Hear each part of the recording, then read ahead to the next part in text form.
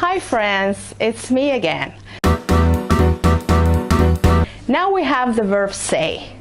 Say, it's a verb that sometimes it's a little tricky when you use it.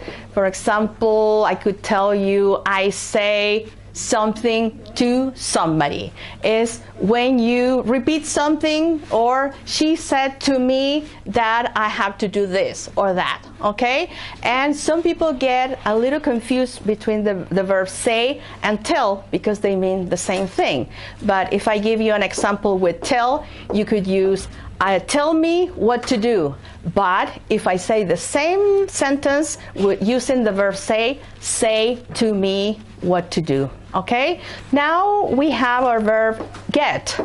Get is a verb that has so many, well, it has one meaning, but if you look for the verb get in the dictionary, it has so many meanings because sometimes you add to the verb get preposition, or some people call it a particle, and it changes the meaning of the verb. That is called a phrasal verb. For example, get in, get out, get off, get away. And it has different meanings according to the preposition that you put at the end.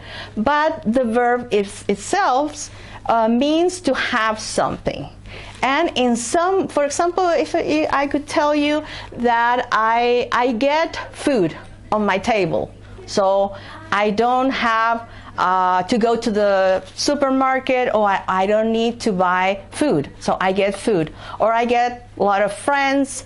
I get a discount, for example, at a store. That would be some examples about get. And it also has another meaning. For example, it means arriving.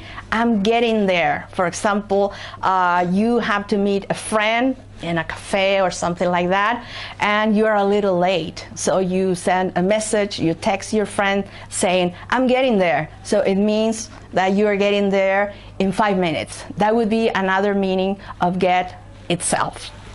So I hope that you enjoyed this video and that you learned something new, how to use these verbs. Please let us know if you need anything. Here at the ICB, we have many levels of English. We have English, business English, for communication, for traveling. So let us know if you need anything, and you can just contact us.